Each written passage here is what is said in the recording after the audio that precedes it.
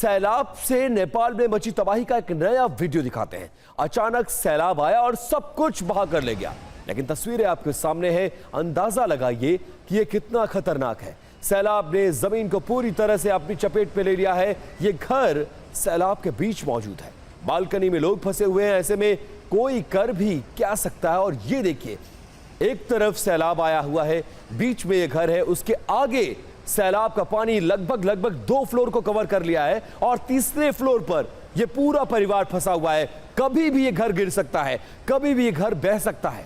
लेकिन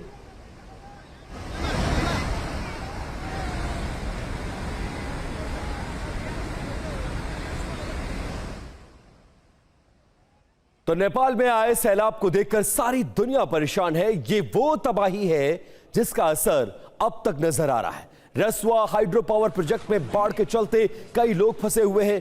टनल से अब तक 350 लोगों का रेस्क्यू किया गया। जानकारी सामने आ रही है कि करीब Chettinad Institute of Medical Education and Research, KGF Karnataka, MBBS admission open 2026 to 2027. Apply through MCC Medical Counseling. 100 लोग अब भी फंसे हुए हैं। बचाव अभियान से जुड़ी तस्वीरें आपके सामने। इसी टनल के अंदर इस तरह के तमाम हाइड्रो पावर प्रोजेक्ट चल रहे थे। टनल में काम चल रहा था। पूरा गाद, पूरा मलबा, पूरी मिट्टी टनल के अंदर घुस गई और अंदर 100 से ज्यादा लोग अब भी फंसे हैं, जबकि 350 से ज्यादा लोगों का आर्मी ने रेस्क्यू कर लिया है। तो नेपाल के रसुआ से हाइड्रो पावर प्रोजेक्ट टनल में फंसे हुए लोगों को रेस्क्यू करके निकाला जा रहा है। इससे जुड़ी डिटेल्स जानकारी भी हम आपको देने जा रहे हैं। देखिए, हाइड्रो पावर प्रोजेक्ट टनल से ये पूरा रेस्क्यू ऑपरेशन चलाया जा रहा है। कहां पर ये हाइड्रो पावर प्रोजेक्ट्स हैं। तो जो तस्वीरें हमने आपको दिखाया वो रसुआ हाइड्रो पावर प्रोजेक्ट जो कि नेपाल में है। कितने लोगों का रेस्क्यू, तो अब तक जो रिपोर्ट आई है उसमें 350 लोगों का रेस्क्यू करके बचाया जा चुका है उनको। कितने लोग अब भी फंसे हुए हैं, तो 100 से ज्यादा लोग अब भी इस सुरंग में फंसे हुए हैं। सुरंग की स्थिति क्या है? कई टन मलबा इसके अंदर भरा हुआ और सुरंग का अंदरूनी इलाका वो अब भी आर्मी और बचाव दल से अछूता है। मजदूरों को निकालना बहुत बड़ा चुनौतीपूर्ण काम है और कई लोगों के इसके अंदर मारे जाने की आशंका है और जो जिंदा है वो बाहर निकलने का इंतजार कर रहे हैं। एक बार फिर से आकाश का रुख कर रहे हैं। आकाश, तो सुबह मंत्रिपरिषद की बैठक हुई, राहत और बचाव कार्य को रोका गया था। अब क्या खबर है?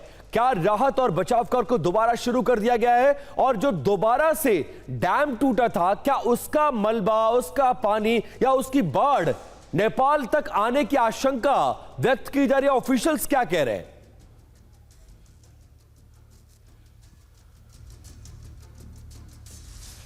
ऑफिशियल्स का लगातार यही कहना है। नेपाल पुलिस के पास जो सूचना आई थी उसी सूचना के आधार पर लोगों को सतर्क रहने को कहा गया था। उसके बाद लोग यहां से नदी के किनारे चले गए और वो इस बात के इंतजार में थे कि क्या नदी का जलस्तर बढ़ता है या नहीं बढ़ता है। कुछ देर बैठने के बाद जब लोगों को लगा कि नहीं, नदी का पानी लगातार नहीं बढ़ रहा है, तो फिर लोग धीरे धीरे अपने घर की तरफ वापस लौटने लगे। लेकिन अभी भी जो सशस्त्र प्रहरी के जवान हैं, जो नेपाल पुलिस है, नेपाल आर्मी है, वो लगातार लोगों को कह रही है कि अभी आपको सतर्क रहने की जरूरत है। अभी बिल्कुल आराम करने की जरूरत नहीं है। आप इस बात को मान लीजिए कि अभी आपको इस घर में नहीं रहना है और वो लोगों को अपने घरों से दूर रहने को, खास करके जिस इलाके में पहले ये बाढ़ आई थी, ये तबाही हुई, उस इलाके में और उसके आसपास 1-2 किलोमीटर में जितने लोग रह रहे हैं उन्हें कहा गया है कि आप इस जगह को बिल्कुल छोड़ दीजिए। अभी आप यहाँ नहीं रहिए। ठीक है। लेकिन लोग वापस चले आ रहे हैं और ये एक संकट है, आकाशीय संकट है। ये भी लोग समझाने के बाद भी, इतने बड़े सैलाब के बाद भी अभी वापस अपने घरों की तरफ जा रहे हैं क्योंकि उनका लगाव है वहां पर। इस बात को समझा जा सकता है, लेकिन आप भी अपना बहुत ख्याल करिएगा, बहुत ख्याल रखिए और एक रिपोर्ट हम तक पहुंचाते रहिए। फिलहाल आकाश, आपका बहुत शुक्रिया। आगे बढ़ते हैं। तो आखिरकार लोगों का रेस्क्यू ऑपरेशन किया जा रहा है और इस बीच सैलाब के चलते संकट में फंसे लोगों का दर्द भी सामने आया है। अब आपको सुनाने जा रहे हैं बाढ़ पीड़ितों का क्या कुछ कहना है, क्या कह रहे हैं नेपाल के इस त्रासदी से फंसे हुए लोग।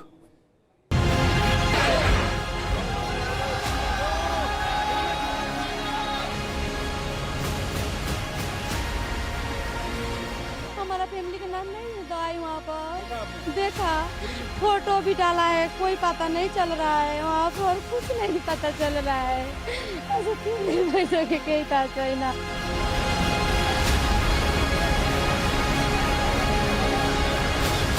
त्रिशूली खोला को तो एक भी आदमी नहीं है, त्रिशूली बजा है, एक भी आदमी नहीं बचा। हम लोग तो भागे, सब सामान लेकर। कुछ भी नहीं, हम लोग का पहुंच रहे, खाने पीने का, न रहने का सुविधा, हम लोग का पैसा भी नहीं है, हम लोग दूसरा के घर में बैठे हुए हैं।